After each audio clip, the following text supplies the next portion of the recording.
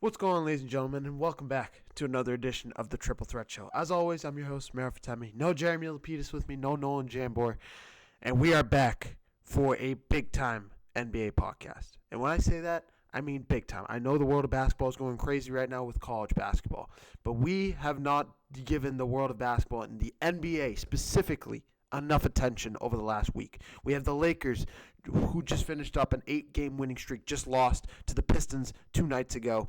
They lose their winning streak, but still 11-2 in their last 13. They find themselves in third place in the Western Conference. We find the Knicks tied with the Celtics for the number 2 seed in the East.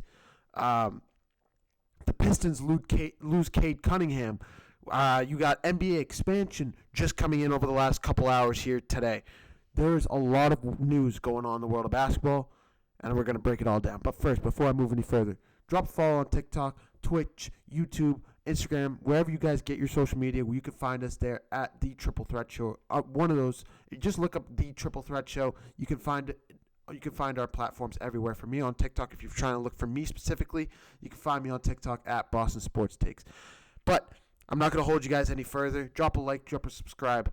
We got to get to business because today is a big-time show. Just about 2 hours ago, we got news that the NBA has officially gone ahead with their plans to go ahead and do some NBA expansion. Definitely could have said that a little bit smoother, but it is what it is. NBA expansion is in full-fledged. The Seattle Supersonics could be back for the first time since 2008. The Las Vegas could get a team in the next couple of years. This is not something that's going to be happening in the next 2-3 years. This is something that's going to need to take at least 4 or 5 years. It's gonna take some time. You got to build the arenas. You got to get the ownerships all squared away. You got to get the franchises. You got to get the rosters, the coaches. You have to get all the back of house stuff done before you can unveil the product. But the base is set. The groundwork has been laid out by the NBA governors, and like I said, the NBA has voted just about an hour ago to officially explore Vegas and Seattle's expansion teams. Officially, and turn the NBA into a 32-team league, just like the NFL. This is something that's been in the works for a long time. We talked about it. The Seattle Supersonics moved to Oklahoma City in 2008. That Seattle fan base is electric. I know they never won a championship, but it doesn't matter. The days of Sean Kemp, when Kevin Durant and Ray Allen were there years and years ago, those were the days when the NBA was shining the brightest. And Seattle is one of the best sports towns in America. You see what the Seattle Seahawks are like in the NFL. One of the biggest franchises just won the Super Bowl this past year. It only makes sense. The Seattle Mariners are still there, even though they haven't won a championship in like 60-something years. What I'm trying to say is them bringing a basketball team will only help the NBA. Only help. And it'll continue to improve the likes of what we're seeing from the NBA. Now, we've already talked about this with Jeremy a couple weeks ago. If this ends up happening, which it now is, something's going to need to happen with the rosters, with the standings, with the conference layout. Because at the end of the day, Seattle's in the West. Vegas is in the West. The West is already stacked. You can't add 2 teams like that into the West. One of the teams is going to need to be split 16 on each side. So one team is going to need to move to the Eastern Conference. We've heard word about the Memphis Grizzlies in play. If you look at it on a map and split the NBA conferences down the middle, it's the Mississippi River that splits the 2 conferences from east to west. There's been 3 teams in play here: the Minnesota Timberwolves, the New Orleans Pelicans, and the Memphis Grizzlies. Those 3. And it's already been talked about that it's most likely going to be the Timberwolves that are going to be moving. I personally am in full favor of this. Not as a Celtics fan, as a basketball fan. As a Celtics fan, I'm terrified. And we'll get into that a little bit later because we saw those 2 teams square off over this past weekend on Sunday. But I am terrified to see the Timberwolves in the Eastern Conference as a Celtics fan. As a basketball fan, we get to see Anthony Edwards and Jason Tatum go at it. Anthony Edwards and Jalen Brunson. Anthony Edwards and Tyrese Halliburton when he gets back on the court. This is only going to be good things for the Eastern Conference and continue to actually improve the competition levels between the 2 sides. The West is unbelievably stacked. The East, Not so much. It's been like that for the last few years, ever since LeBron moved to LA. And even when LeBron was in the East, everybody called it a cupcake run every single time LeBron was in the Eastern Conference going on a run to the NBA Finals. Every single time. I'm not making it up. Look it up. But this is only going to help the NBA in terms of improving competition, in terms of helping the younger teams grow and prosper. Make it a little bit more of a bloodbath of a conference. Make it a little bit more top heavy. Get some of the younger teams to get some initiative. It's going to raise the competition. It's going to improve the level of play. You have teams like the Charlotte Hornets and the Orlando Magic that are starting to build something of their franchises that could be something in the next couple of years. This is only going to help things. So I welcome it. Honestly, I'm hoping it is the Minnesota Timberwolves. And we've heard that it could be two of those teams because they could keep Seattle and Vegas on the West. So that means two teams move to the East. Bring Memphis along with them if they want. Memphis is a great franchise as well. I do not hate it whatsoever. But, and we'll get into them in the near future. There's a chance that they move to Nashville. But that was the first order of business. That is breaking news over the last 2 hours now for today. NBA expansion in full-fledged. Let's get into the more nitty-gritty stuff because, yeah, we can talk about NBA expansion all we want, but we got to talk about the actual franchise, the teams that are playing right now with less than 3 weeks to go left in the NBA season, gearing up for a playoff run. This is the money time. This is money time in the NBA for a lot of these teams. Let's start right away with the Los Angeles Lakers. The Los Angeles Lakers sitting in third place in the Western Conference. Really quick, between third and sixth place, I feel like we talked about this last year when I was with GSMC and we were talking about this. If you guys weren't there, that's where me and Jeremy and Nolan all came from. We were all talking about the same thing. The Western Conference is a bloodbath. Everybody is within 5 games of each other. This was last year I'm talking about. This year, it's a little bit different. Top two seeds are head and shoulders above everyone. 3 and 6 have their own subcategory, and then 6 through 10 have their own category as well. 1 and 2 are pretty much set in stone with the Oklahoma City Thunder and San Antonio Spurs, both sitting at over 50 wins. Thunder over 55 wins at 57 right now. Spurs only 3 games behind, so I'm not saying it's over for them. They can climb their way into the number 1 seed, but it's going to be tough. The Thunder have only lost 15 games this season. Spurs sitting at number 2. 3 through 6 with the Lakers, Nuggets, Timberwolves, and Rockets in that order. There's a 2.5 game difference between those 4 seeds. 2.5. The Lakers find themselves on an 11-2 win streak. They are 11-2 record over their last 13 games. They just finished up an 8-game win streak, losing to the Pistons 2 nights ago in a game where the Pistons didn't have Cade Cunningham. We'll get there in a little bit, don't you worry. But what does this team mean? What has this team been doing over these last 13 games that's really put them in this sort of conversation, in this light? His name's Luka Doncic. He was a part of a trade last February that almost blew up the entire NBA, that made a guy in Nico Harrison, a guy who everybody looked at as one of the best executives in the NBA, not only fired him from that position, has not had a single position near that since losing that one. The Mavericks have lost all of their momentum. After being in the NBA Finals 2 years ago, they now find themselves with a 23-49 record 2 years later. No franchise player. Kyrie Irving is out for the year.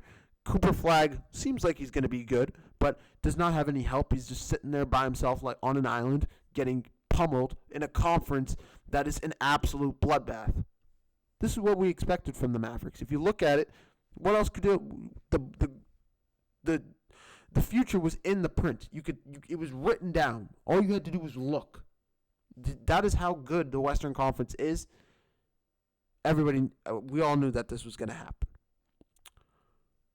But like I'm saying, 3 through 6, the way that Luka Doncic is playing over these last 13 games, he's averaging over 35 points a game over these last 13 games. Over his last 13 games, I had to write it down. Where are my notes? I had to write down his box scores his points scored over the last 13 games in order: 26, 26, 28, 27, 27, 44, 35, 31, 51, 30, 36, 40, and 60 points. And that's not even counting last night. I think he had 32 last night against the Pistons. Yes, he had 32 against the Pistons 2 nights ago. What are we talking about? Add another 33 points against the Magic. What are we talking about here with Luka Doncic? When we're talking about the MVP conversation, we talk about players that have really carried their teams throughout the entire regular season. Guys like SGA that have been unbelievably consistent. If we're talking about carrying, Jaylen Brown is in that conversation because of what he's done with the Celtics without Jason Tatum in the lineup. Bringing them to, 47 wins right now? 47 wins right now through the regular season. And Jason Tatum's only been back for the last 6. Jaylen Brown has absolutely carried that team on his back.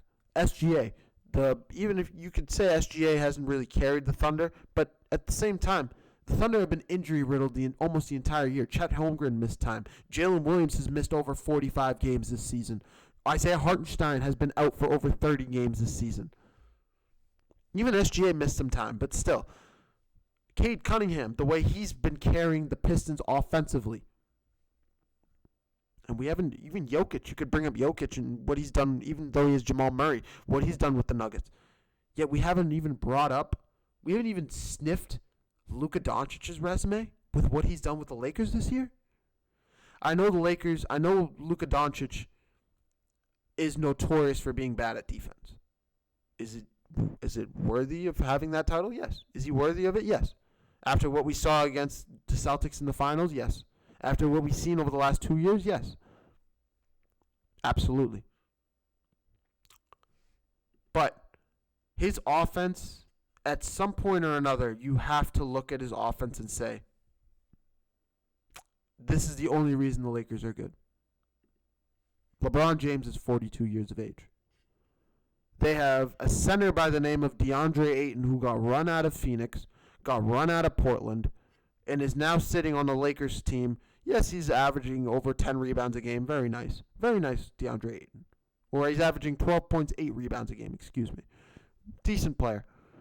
But outside of that, you have Austin Reeves, who's been carrying the show with Luka, because if he didn't have a running mate, Luka Doncic, and this team would only probably have like 30 wins.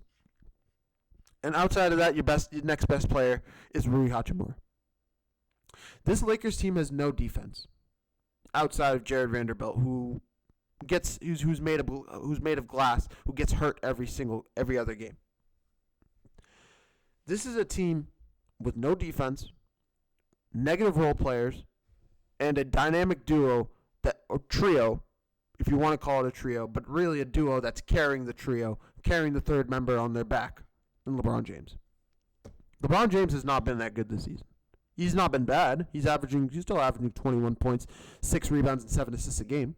He's still LeBron. He's still going to perform. He's averaging 51% from the field. But this team, if you look at it, is not good.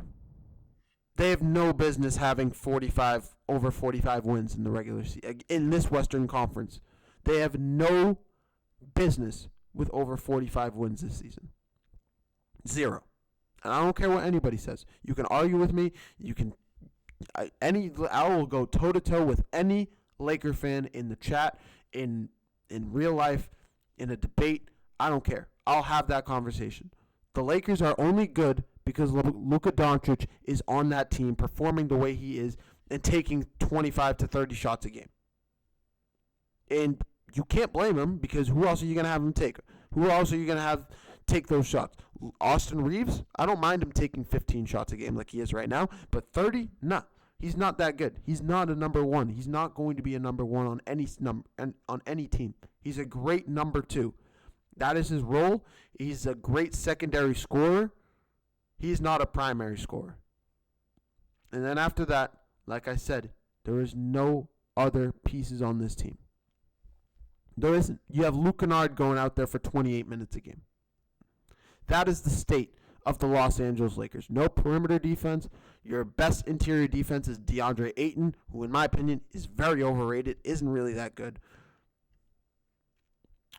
Yeah, that's the state of the Los Angeles Lakers. Now, I won't lie, the Lakers right now, if the playoffs started right now, they would find themselves in a matchup against the Houston Rockets, which I think they would win that matchup. Not because I think the Rockets are bad, but I think the Lakers have the shooting, the outside shooting, to be able to take down, to win a track meet kind of a game against the Rockets. The Rockets are a good defensive team, a decent defensive team, and they have a good group of interior scoring, but at the end of the day, threes beat twos. And the Lakers just shoot better than the Rockets. The Rockets can't handle a track meet against them. I'm rolling with the Lakers in that matchup. But if we say they lose that number 3 seed, or the Rockets fall out of that number 3 seed, or say the Timberwolves fall there, or the Nuggets fall there, the Lakers aren't going to make it out of the first round. They're not. They're simply not. Right now, the Nuggets, like I've said, there's only a 2.5 game difference between that 3 seed and the 6 seed. The Nuggets find themselves a game and a half behind, which they're on a 3-game win streak. They could easily find themselves in that spot. And the Timberwolves are only, 2 games back. This conference is wide open. The Lakers could find themselves in a really tough spot here if they're not careful. And no, can they go on a run? No. That's the golden question that everyone wants to ask. Are the Lakers actually legit this year? No, absolutely not. And I'm the guy that said they were legit in 2024. I'm the guy that thought they were going to go. They were actually going to go on a run between 2021 and 2023. Those 3 years, I thought the Lakers actually had a legit chance to make it to the conference finals and possibly even make it to the finals. They didn't any of those 3 years. I digress. This is a team that has seen its height. They won a championship in 2020 in the bubble with Anthony Davis. They lost Anthony Davis and replaced him with Luka Doncic. Did not replace that center position. Did not replace Anthony Davis with any sort of quality center. And I'm not calling DeAndre Ayton a quality center. You will not see me calling him that. If they had say they'd gotten, I don't even know, because good centers are so hard to find these days. They were in the running for Giannis. Even I don't know who they would give up for Giannis, but say they'd gotten Giannis, maybe I would put them in this conversation. Maybe I would say they would have any sort of chance. But right now I don't see it. They are the front runners this summer if Giannis decides to leave. If the Bucks decide to trade Giannis Antetokounmpo, the Lakers are the front runners to get him. That's been said for the last 2 years. We'll see if that's actually what happens. But I'm going to leave it there. Lakers sitting at the number 3 seed. There's a lot of basketball to be played. They play the Indiana Pacers later tonight in Indiana in a big-time game. Let's move on to the Detroit Pistons, the team that beat the Lakers last, the team that lost Cade Cunningham to a punctured lung. Cade Cunningham is the best player on the Detroit Pistons. We all know this. He's a top 3 candidate for MVP. We all know this. A punctured lung might be one of the worst injuries you could sustain at this time of year for a player at the caliber of Cade Cunningham. For a guy that runs up and down the court, is the primary ball handler, a guy that's the point guard that leads the offense for the Detroit Pistons, the primary scorer, the primary ball handler, the guy that runs the offense, the man that orchestrates the entire thing, running, cutting, shooting, passing, dribbling, defending. That's Cade Cunningham. And with 3 weeks to go in the regular season, with the playoffs right around the corner, he goes down with a punctured lung.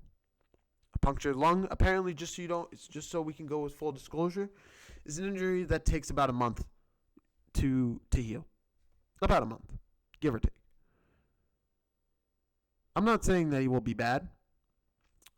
Honestly, if I'm the Pistons, I don't think you need him in the first round of the playoffs in the Eastern Conference. Even if you face the Hornets, who I think will be your toughest competition if you go up against the Hornets.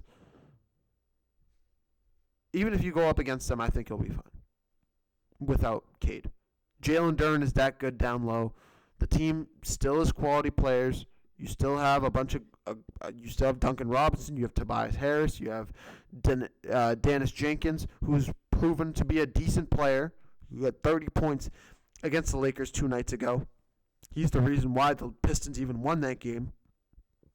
Asher Thompson is still on that team, and even though he's more of a defensive guy, he'll be able to clamp either LaMelo Ball or the Con Knipple. I just blanked on his name.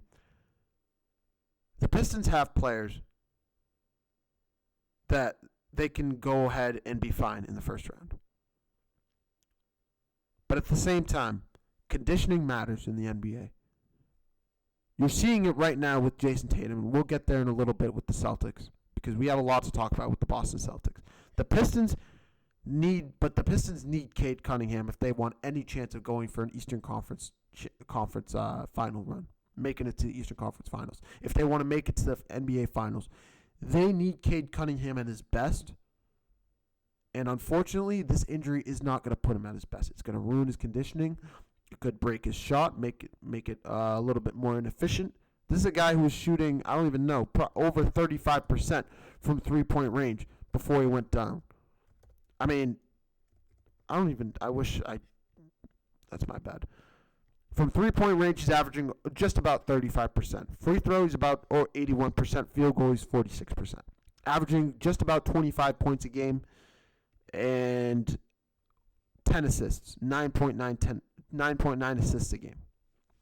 9.9 assists a game. And that guy just went down with a punctured lung. And he averages 25 points a game. Yeah, you have a problem, Detroit. You have a big problem. Do I think that they can find a way to, like I said, get out of the first round? Yes. If they face the Cavs, do I think they could get out of a series with the Cavs? Yes. But if they go up against the Celtics, the Knicks, I don't see it in the conference finals. I don't see them getting past either of those teams at their best without Cade Cunningham. That is how lethal he is in the front court. That is how good he is. This is a team with only 8 losses at home. They still have a tough schedule to finish off the season. They still have 2 games against the Pistons. They get the Hawks tonight, a red hot Hawks team. 9-1 in their last 10. They still have to play the Thunder. They have to play the Hornets again. This is a Pistons team that's going to. They have the Raptors. This is a team that has their work cut out for them. They have their work cut out for them. And we'll see if they can get out of this one. They're in a really tough spot. We'll see if they can get out of it. But the Pistons are going to need to hold on to the number 1 seed in the Eastern Conference. This is probably the biggest story that we had last week. And like I said, college basketball has been putting the NBA in its shadow.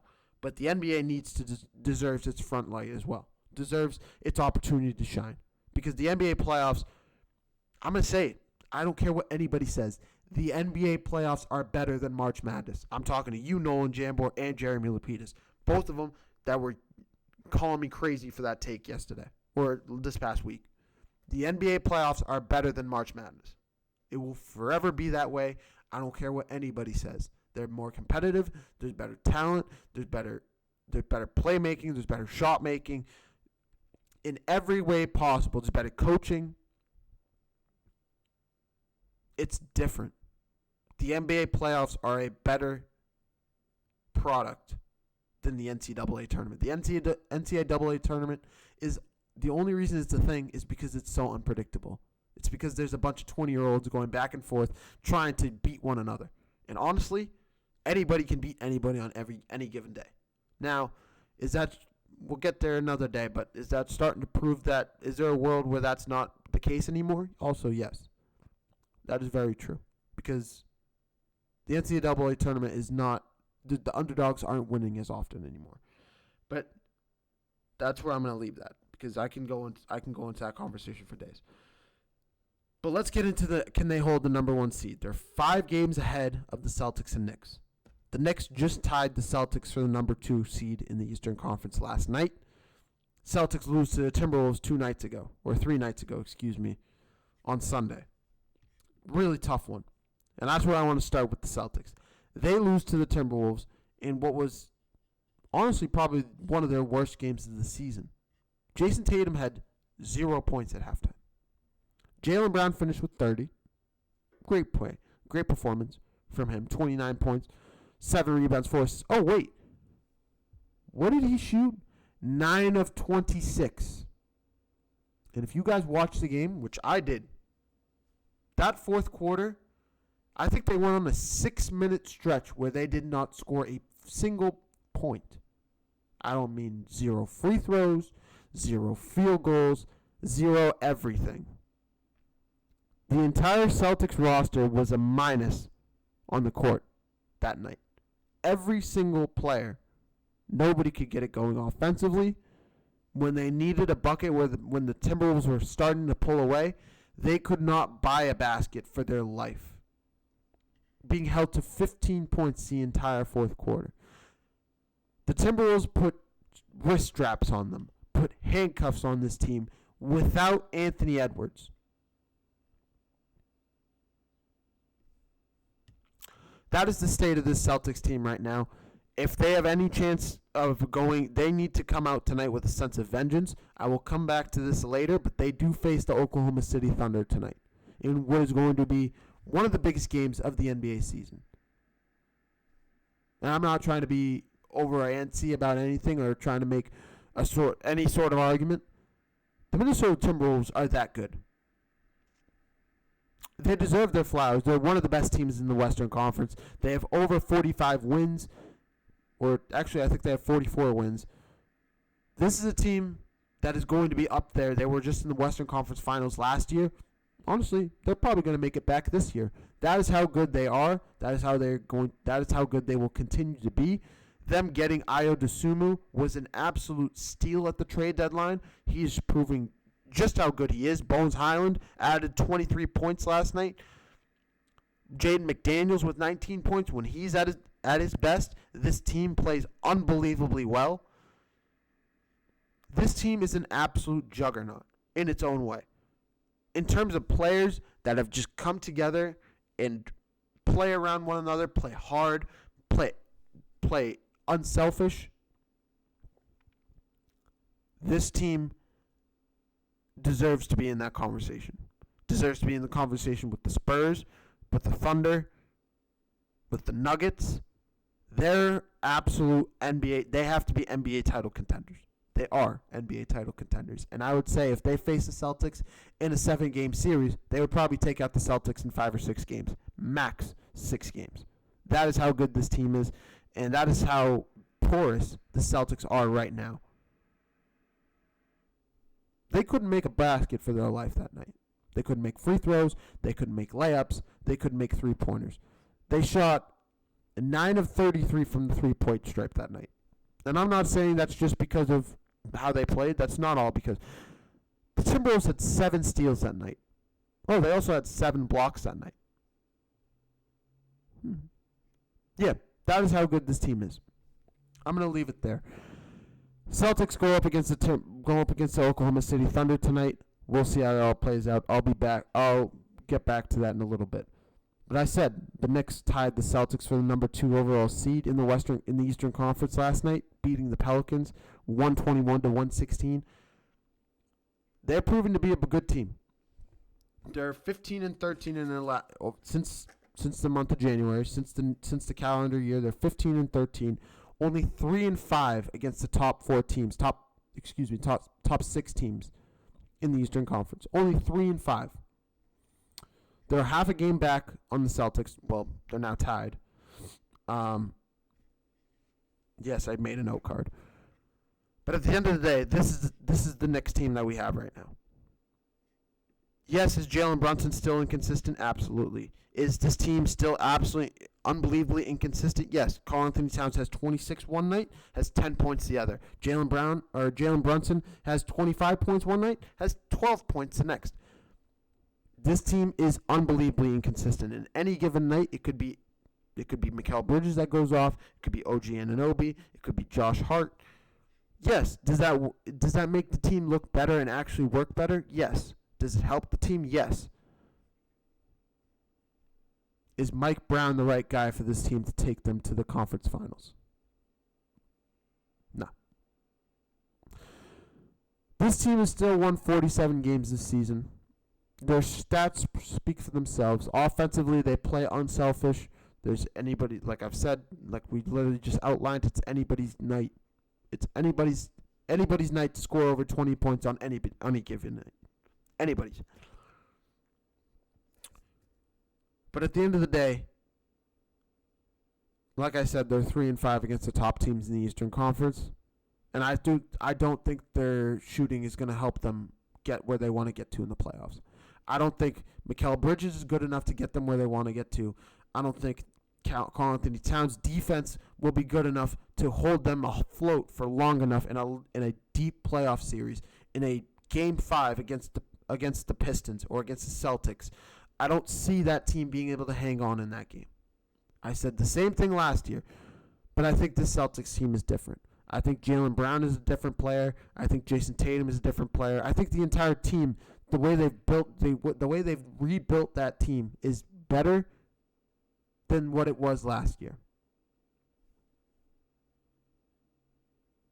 You heard me say it correctly. They lost Drew Holiday. They lost Kristaps Porzingis. I don't care. This Celtics team this year is better than it was last year, especially when they get Nikola Vucevic back, who's been out for the last month with a broken finger. When he comes back, this team will be able to play off of Neemias Queta from the bench. Even if they wanted to go with the double big at times, they can use that. They can have Derek White, Jaylen Brown, Jason Tatum, Neemias Queta, and Nikola Vucevic on the court at the same time. And if you wanted to pull one of those big men, you have a guy by the name of Peyton Pritchard who can get hot any day he wants. This is a Knicks team that can't tango with a type of lineup like that. I think they can go out there and beat the Pistons, but I don't think they can beat the Celtics on their best night. I think the Pistons can beat the Celtics in a 7-game series with a healthy Cade, if Cade's healthy. I don't think the Knicks can. And I'm going to leave it at that.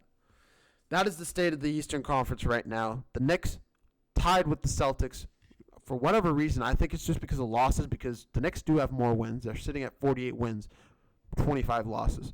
The Celtics at 24 losses, keeping them afloat, giving them that half game, keeping that tiebreaker due to the losses for whatever reason. They play the Thunder tonight in what is going to be a massive game. The last time we saw these two teams play 2 weeks ago, that was one of the best games we've seen in a long time. And Jason Tatum wasn't even on the court, nor was Derek White. The Celtics went toe-to-toe with the Thunder in Oklahoma City, losing to a over-the-back foul, which I still cannot believe that they called that foul. I don't care what anybody says. A lot of people have said, that was a foul. It might have been a foul, but are you going to call it with 0.4 seconds left to go on the clock? No.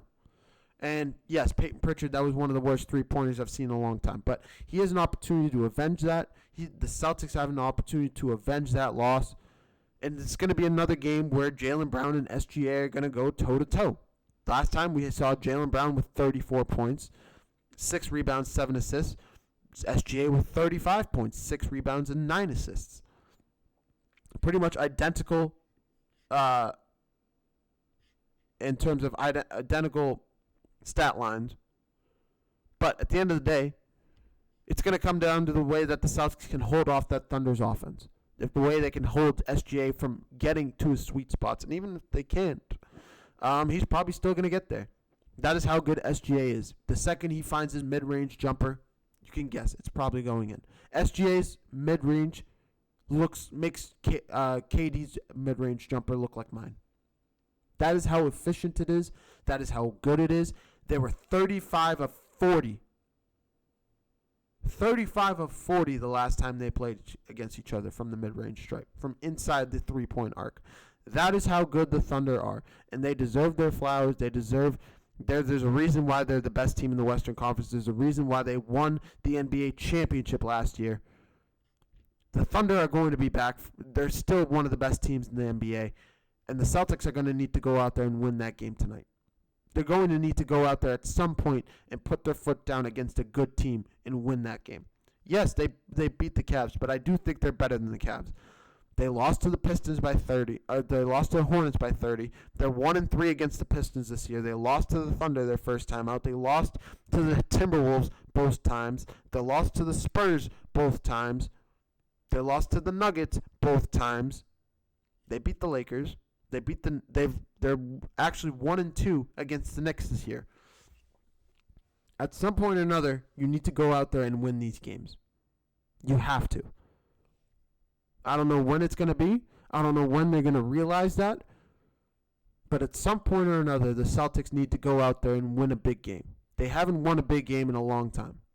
The biggest game they've won recently is that game, or those two games against the Lakers on February 22nd and the game against the Cavs on March 8th. Outside of that, they haven't won a big game. They beat the Suns twice. Congrats. You beat the Warriors without Steph Curry. Congratulations. You beat the Rockets. Nice. Great stuff. But I don't know how else to call it outside of you can't just go out there and beat the bottom 5 teams in the comp. You have to go out there and beat the top 4 teams. If you want to be in the NBA title conversation, you need to go out there and beat those teams. At least go split against them. The Knicks have done that. And that's what I'll give them credit for. The Pistons continue to do that. Celtics, still trying to figure it out. Big game for them tonight. We'll see how that all plays out. Another news around sports, because this isn't just an NBA show. This is a sports show. The Bruins, the Boston Bruins, sitting in 4th place in the Atlantic Division. They're trying to hold on to a conference spot. They lose to the Maple Leafs last night in what was a really bad loss, 4-2. They go up against the Buffalo Sabres tonight. If they can go up there and beat the Sabres, it would probably it'll avenge that loss that they had against the Maple Leafs last night. But it'll at least keep them in the conversation, keep them neck and neck with the Montreal Canadiens, who are sitting ahead of them. They just need to climb into that top 3 seed. Not that I hate that they're in the wild card, because they are the number 1 seed in the wild card race right now. But the wild card race is too tight. It's too antsy. You just got to get into that top 3 conversation, lock your spot into the NHL playoffs, and go from there. There's only 11 games to go in the NHL season for the Bruins. They have a lot of tough games coming up. They have a game against the Sabres tonight, against the Wild, against the Blue Jackets, the Stars, who are the second best team in the Western Conference. Game against the Hurricanes, 2 games against the Lightning. You still got to play the Devils again. This is a really, really tough schedule to finish the season. The Ottawa Senators are nipping at their heels on an 8-game win streak. The Bruins are going to need to figure this out at some point. I have no doubt that they will, but at some point or another, you're going to need to figure it out. That's all I'm going to say about the Bruins. We'll probably dive deeper into their season, or as we get close to the end of the season, we'll deep dive as to how they've done, and probably keep tabs on how these games go. JSN signs a 4-year extension with the Seahawks to stay with the Seahawks. They've now signed him. Devin Witherspoon is up next. They've signed Charles Cross. They've signed Jake. They've re-signed Jake Bobo. Signed Rashid Shaheed. They've got all their guys, a lot of their guys. They let Ken Walker go, but they've got a lot of their guys on their books. The next guy that they have to get on their books and solidify on a long-term deal is going to be Devin Witherspoon. I have no doubt that they'll get it done, but he's the next guy that the Seahawks are going to need to sign to a big-time contract, and I have no doubt that they will. That is how good Devin Witherspoon is. He's been great for them for the last 2 years that he's been in the NFL. Excuse me. And I expect him to continue to do that. And finally, PCA, Pete Crow Armstrong, re-signs a 6-year, $115 million deal to stay with the Cubs. This is a little bit of a team-friendly deal, but this is exactly what the Cubs needed. They needed to re-sign their guy. They kept him. They got him their best bat to go with Justin Tucker. I think his name is Sean Tucker. Sorry, not the NFL kicker. They keep him, and the Cubs are probably going to be in that conversation for a while for the best team in the NL. The MLB is in full play, by the way. Spring training's kicked off. Opening day is right around the corner. We have a lot to talk about in the MLB, but I'll leave that to Jeremy and Nolan. I don't mind talking about some NHL. I do like talking about hockey. I was a big-time hockey guy in college. But in terms of the MLB, not really my sport. I know baseball. Don't love talking about it, though. I just know how to talk sports. But you don't need to know sports to talk sports. Anyways, I'll see you guys in the next one. Thank you guys so much for watching. Drop a follow, drop a like, drop a subscribe. If you liked the video, drop a comment. Let me know what you think. If you didn't like it, let me know what I can do better. Probably talk a little bit better, talk a little bit more consistently. I'm a little bit tired today. I got an interview to jump over to, but I'll see you on the next one. Peace.